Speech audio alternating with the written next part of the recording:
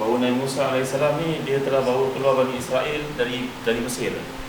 Dan mereka sepatutnya masuk ke Palestin, tetapi kerana keingkaran Bani Israel itu sendiri yang menyebabkan Allah hukum mereka selama 40 tahun sesat di tempat namanya Sinai ataupun Saina. Yang Quran sebut Waturi Sini ataupun Saina. Jadi ini merupakan padang pasir yang terletak di Mesir dan pada Sinai. Ada rezeki, ada kesempatan nanti insya-Allah di travel kita bawa promosi sikit. Jadi sebenarnya bila Nabi Musa AS berada di tempat itu, Allah SWT beri pada Bani Israel ini makan. Nikmatnya mereka bersama Nabi Musa ini, Allah turunkan makanan di langit namanya Al-Manna. Al-Manna ni adalah satu embun yang turun di Sinai itu. Dia kena pada pokok yang tumbuh macam pokok Arabica, Arabic gum tu. Dekat pokok tu hanya tumbuh di kawasan sebenarnya Sinai ataupun di sedikit tempat di Afrika. Nanti ada sejenis burung macam hudhud. Burung tu patuk dekat pokok tu, getah pokok tu kena dengan embun, dia jadi macam marshmallow. Lembut. Mula-mula turun, masa getah tu berinteraksi dengan embun, dia lembut, dia boleh makan macam marshmallow. Tapi bila kita cabut, dalam masa 1 jam dia akan jadi keras macam batu. Itu nama dia Al-Manna. As-Salwa pula dikatakan itu tuyur, burung. Burung yang kecil yang datang dekat padang pasir itu, sekali datang banyak makan, membekalkan kepada mereka tenaga, protein dan sebagainya. Tetapi Bani Israel ni satu bangsa yang kejam. Lalu mereka minta kepada Allah untuk atastarbiluna alladhi huwa adna billazi huwa khair. Mereka minta kenapa tak turun bukul ke, sumun ke, atau basalun ke, sumun ke. Mereka nak bawang putih, nak masak sendiri.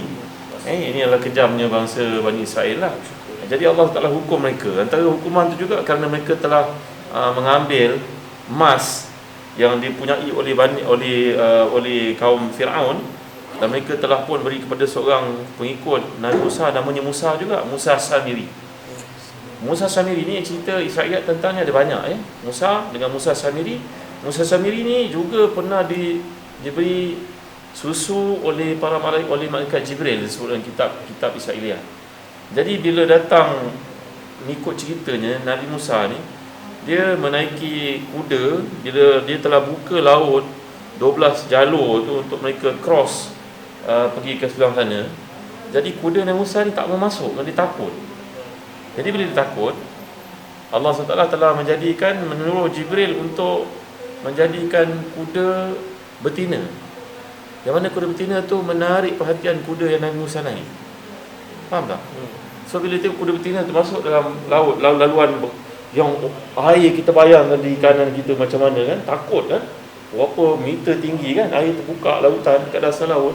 Kuda tu tak nak masuk. Tapi bila Jibril menyerpai kuda betina lalu masuk dalam kawasan itu, kuda Nabi Musa ikut.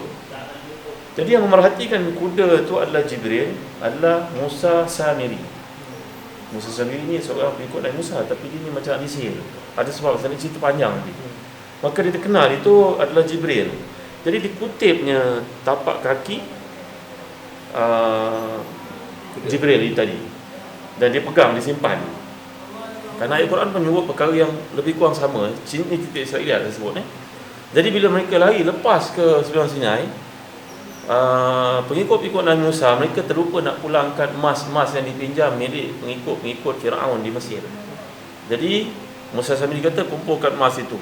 Nabi Musa kata kumpulkan emas itu, nak dibakar. Musa Samiri, bila Nabi Musa pergi naik ke bukit tu Saina untuk menerima wahyu, wa kalamallahu Musa taklima tu, Nabi Musa pergi. Jadi Musa Samiri ambil tindakan, emas itu dicampurkan dengan tapak kaki Jibril itu, dibuat sihir, jadilah seekor lembu. Ijlan jasadan lahu khuwar. Dia jadi seekor lembu yang boleh keluar suara. Jadi bila Bani Israel sembah lembu tu, dia keluar suara. Padahal suara itu syaitan. Jadi ini cerita yang kita kumpulkan daripada Israeliat. Jadi akibat dari perbuatan itu, Nabi Musa telah menerima hukuman daripada Allah untuk bangsanya 40 tahun sesat. Pergi sana, tempatnya sama. Pergi sini, tak jumpa jalan keluar. Yatihuna fil ardi 40 sana. Dia sesat di situ 40 tahun. Tapi Nabi Harun, abang Nabi Musa, diwafat pada tahun 39 ke tahun sesat itu. Dan Nabi Musa wafat pada tahun ke-40. Tahun ke-41 barulah Yusha' bin Nun yang merupakan anak saudara kepada Nabi Musa. Yusha' bin Nun ni berjaya membawa Bani Israel masuk ke Palestin. Ini sahabat kita cerita tadi lah. anak bawa sebelum dia sikit.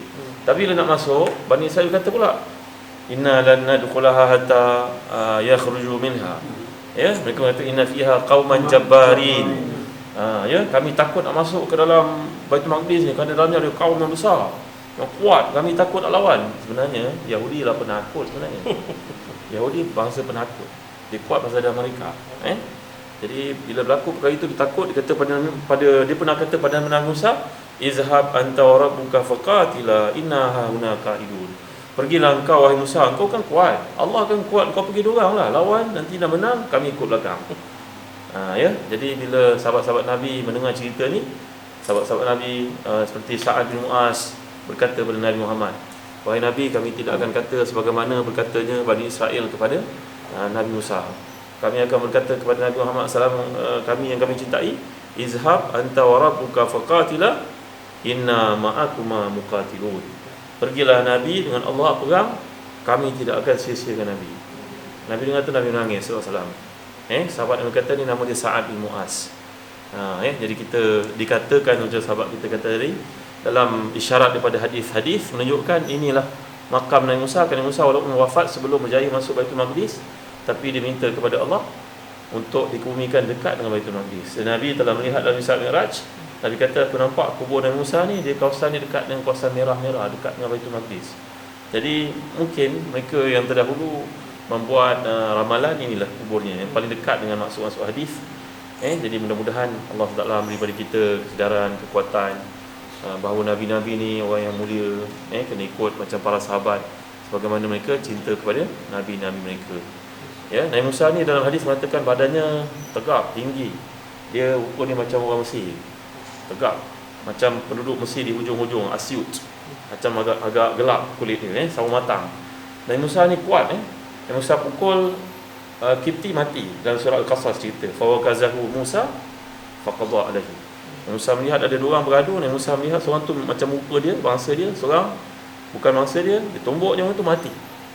Dan Nabi Musa pernah lempang malaikat maut sampai terkeluar matanya daripada soket.